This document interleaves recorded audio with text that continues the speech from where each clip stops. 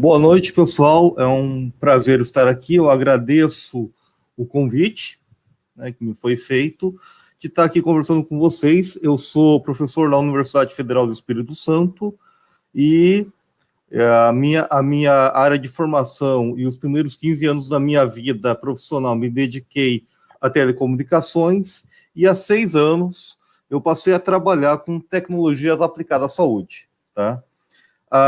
O meu tema é mais relacionado exatamente a dados, o que foi bem bacana que o Guilherme, o professor Guilherme, tenha falado antes, porque alguns pontos que ele tocou, né, complementam muito algumas coisas que eu tenho aqui que falar, ok?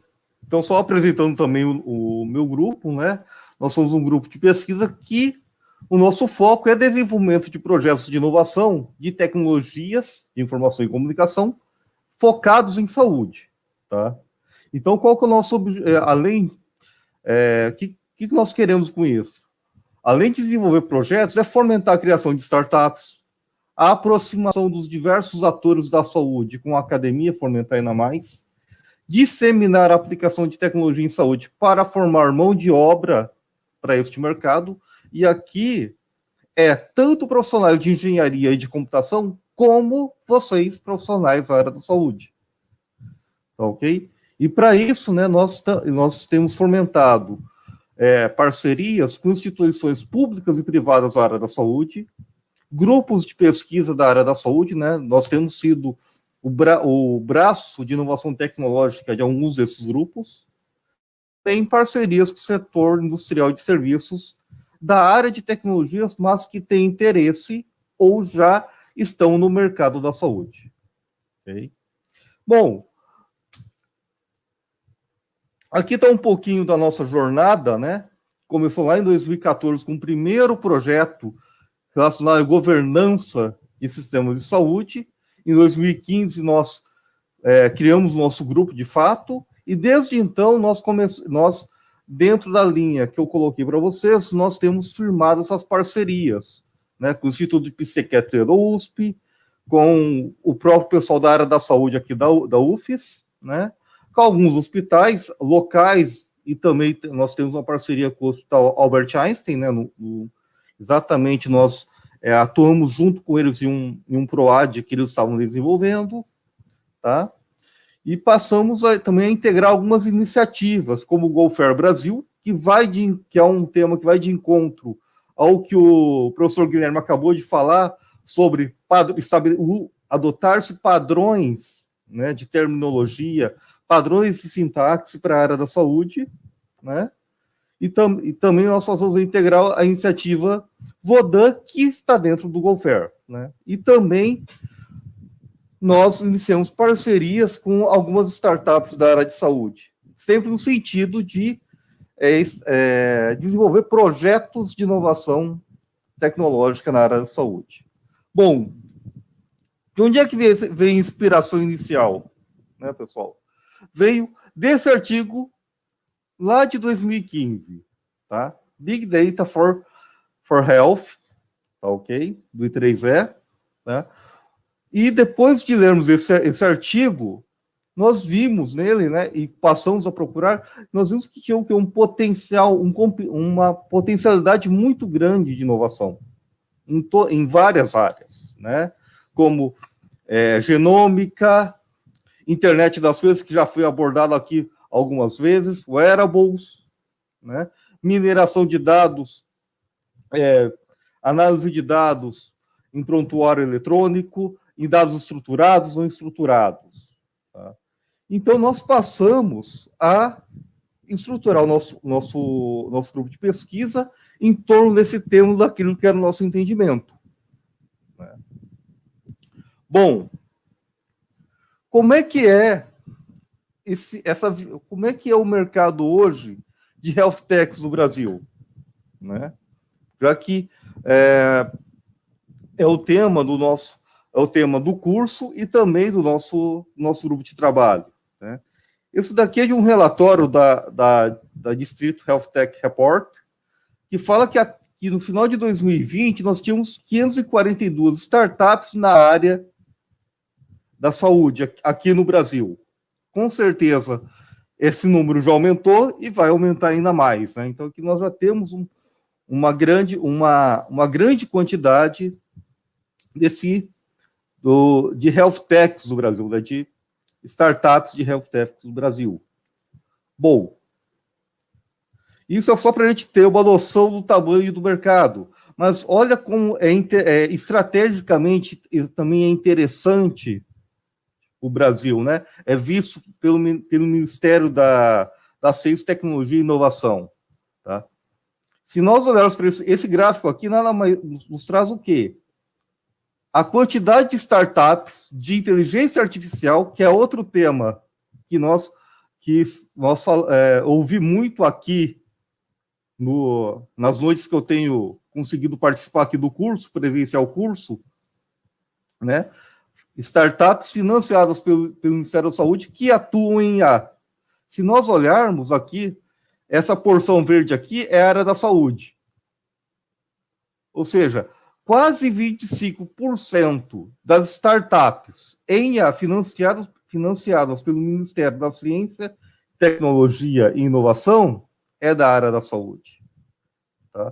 Isso não é à toa, gente, porque há 2 anos atrás, mais ou menos, quando se lançou a Câmara de Indústria 4.0 no Brasil, que se criaram 4 subcâmaras. Uma delas, Saúde 4.0.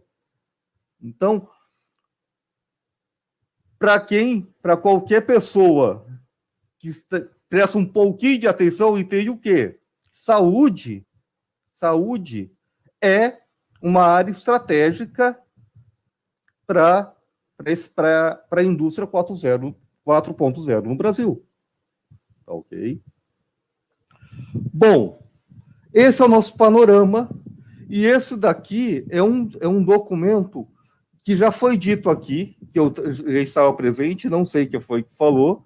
Cara, esse documento é um dos documentos que é importante vocês lerem. Tá, ok? Que é a Estratégia de Saúde Digital para o Brasil. Tá? Ok? Bom, o que esse documento nos diz? Gente, isso aqui eu tirei exatamente do jeito que está no documento. Tá? É basicamente incorporar a saúde digital ao Sistema Único de Saúde. Ok? Tá?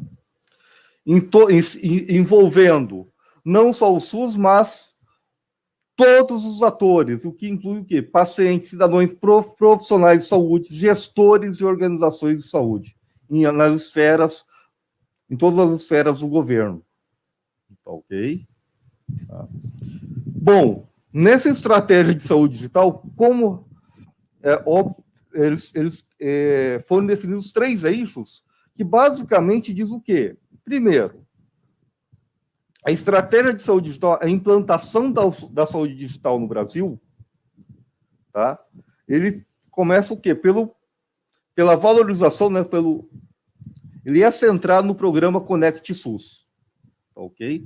Que basicamente é o quê? Indica o quê? Que o Ministério da Saúde, através do DataSUS, é que vai criar essa espinha dorsal pela qual a saúde digital ela vai se concretizar, vai aumentar e será expandida no Brasil. Então, o primeiro eixo só indica isso. Por conseguinte, né, ele admite o quê? Que o Ministério da Saúde, por si só, ele é incapaz de implantar, né, uma estratégia de saúde digital que seja verdadeiramente eficaz e, de fato, bem ramificada, consiga atingir todo o território, o máximo de serviços de saúde possível. Tá? Então, para isso, né, já prevendo que vai ter que ter a colaboração de outros atores da área da saúde, né, o eixo 2 ele já indica o quê? A definição de diretrizes para colaboração e inovação na saúde. Tá. que é exatamente, e por conseguinte, o eixo 3, que estabelece o quê? Exatamente como vai ser dada essa colaboração, espaço de colaboração para se concretizar a estratégia de saúde digital aqui no Brasil. Ok? Bom, gente, aqui eu coloquei alguns objetivos e eu destaquei aqui alguns pontos que, com certeza, eu, pelo menos, já ouvi eles aqui no curso. Ok? Por exemplo, fazer integração de serviços e processos de saúde, tá? Aceleração dos sistemas de prontuário eletrônico. Isso tudo aqui já foi dito, né? Fazer com que o uso de expandir o serviço como telemedicina, o desenvolvimento de aplicativos da área da saúde, tá? Utilizando através de plataformas de colaboração, o engajamento do paciente e de cidadãos. Isso foi parte do tema de uma aula hoje. Acho que foi a primeira, se eu não me engano, né? E, né, o último item que se fala que eu coloquei aqui, que eu destaquei, é a Rede Nacional de Dados da Saúde, RNDS. Tá, ok?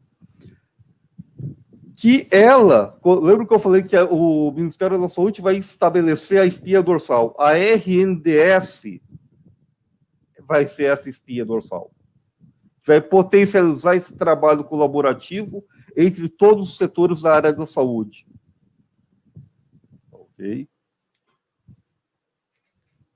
Bom, então, o RNDS ele faz parte do Conect SUS, tá? Que foi aprovado, né? Foi institucionalizado aí na portaria agora de maio de 2020, ou seja, tem um ano. Tá? E olha só, já foi dito aqui, o professor Guilherme já falou hoje sobre o quê? A interoperabilidade de serviços, tá? Informações e conectividade entre si. E o que a RNDS vai fazer?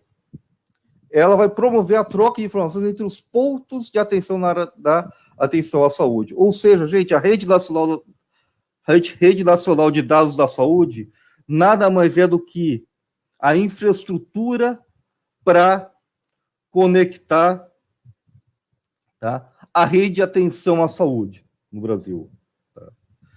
Ela já está sendo implantada. Em julho, tá, já vai estar operacional.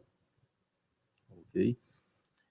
Eu acho que o marco para se iniciar ela será em Alagoas, mas será basicamente em todo o Brasil, praticamente ao mesmo tempo que vai se iniciar. Então, os estabelecimentos, a rede de atenção à saúde vai estar ligada à RNDS. E quem estará na RNDS? Tá? Quem faz parte? Quem são os atores? São a gestão das unidades de saúde, as operadoras, tá? Os serviços, os profissionais de saúde, a saúde suplementar, as farmácias estarão conectadas, os laboratórios, as comunidades de usuários, ou seja, a ideia é conectar todos esses atores e esses dados relacionados à saúde. Ok? E se falou agora eu não me lembro, acho que foi o Guilherme também, que ele falou, que no final falou-se da integração de dados da saúde pública, da rede de saúde pública e privada. Tem um projeto de lei aprovado no Senado, só ainda, tá? Que obriga o quê? O SUS a criar uma plataforma digital para unificar as informações de pacientes atendidos nas redes de saúde pública e privada. Tá, ok? Que plataforma vai ser essa? Tá? Qual que é a ideia que seja? A RNDS. Então, gente, entender, buscar informações sobre o que é a RNDS, a gente conversar sobre a RNDS é importante. Tá? Ok? Então, essa lei, ela traz importantes avanços para que a gente consiga fazer o quê? A integração de dados. Ok? Respeitando, obviamente, a LGPD. Só que isso daqui é uma observação minha. Os desafios aqui estão lançados. Para que essa plataforma se torne realidade. A RNDS é o que nós chamamos em telecomunicações de backbone, em espinha dorsal. Agora, fazer a conexão com hospitais privados, clínicas privadas, da maneira mais eficaz, esse é o grande desafio. Ok? Que o professor Guilherme também já tocou, que são os padrões que ele abordou. Né?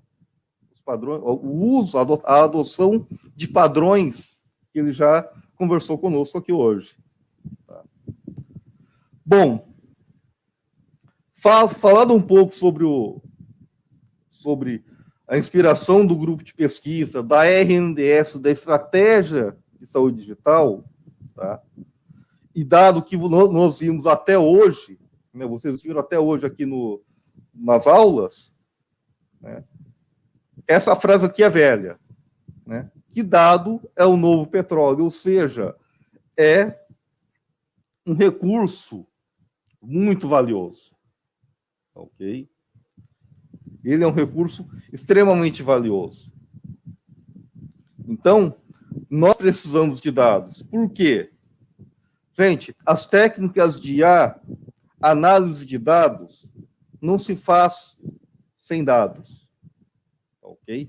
Outra coisa, não basta termos volume de dados, nós temos que ter o quê? Os dados têm que estar corretos. Nós temos que olhar a qualidade dos dados. Ok? Eu só coloquei aqui algumas matérias, alguns artigos que falam dessa importância. Tá? Mas quem trabalha com inteligência artificial sabe, a técnica de inteligência artificial ela é tão boa quanto os seus dados. Se os seus dados têm qualidade, então a sua técnica de inteligência artificial vai ter